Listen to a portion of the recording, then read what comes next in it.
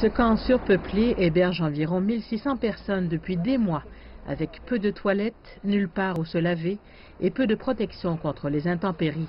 Quand la police est venue les évacuer mercredi matin, la plupart étaient tout simplement contents d'avoir un toit au-dessus de leur tête.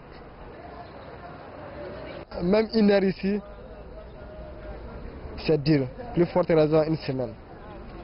C'est comme si j'étais dans un petit enfer. Assadou, comme la plupart des gens ici, veut faire une demande d'asile en France. Mais ce que peu de migrants réalisent, c'est que la majorité d'entre eux ne seront probablement pas autorisés à même déposer une demande. Et environ les 3/4 d'entre eux ont déjà été pris dans un autre pays européen, ce qui signifie qu'ils peuvent y être renvoyés. Ça, c'est un désaccord que nous avons avec l'État, parce qu'effectivement, il y a des gens qui passent par l'Italie, mais c'est normal, ils arrivent par la mer, ils traversent l'Italie.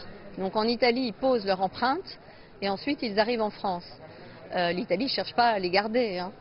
Et donc ils arrivent en France, mais ils sont demandeurs d'asile au sens des conventions internationales. Et l'État pourrait, s'il le décidait.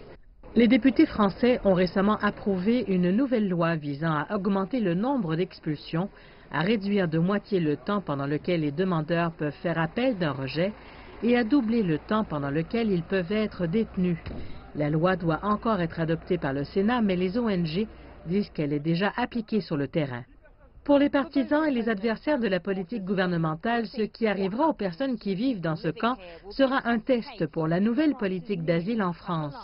Pour le moment, ils sont hébergés dans des gymnases scolaires comme celui-ci, tandis que les travailleurs sociaux déterminent qui est admissible à demander l'asile. Ils seront pris en charge par les préfectures pour vérifier avec prise d'empreinte leur situation au regard du droit au séjour et notamment du droit à la demande d'asile, et ce qui permet de vérifier au plan européen. Le gouvernement dit qu'il ne fait qu'appliquer la loi européenne existante. Qu'entre les pays comme l'Allemagne, comme la France, l'Italie, les Pays-Bas ou bien la Suède, nous ayons le même type de procédure. Il s'agit de la 35e évacuation d'un camp de migrants en région parisienne depuis 3 ans. Et les associations caritatives affirment que lorsque les migrants sont renvoyés en Italie, ils reviennent souvent dans les rues de Paris quelques semaines plus tard.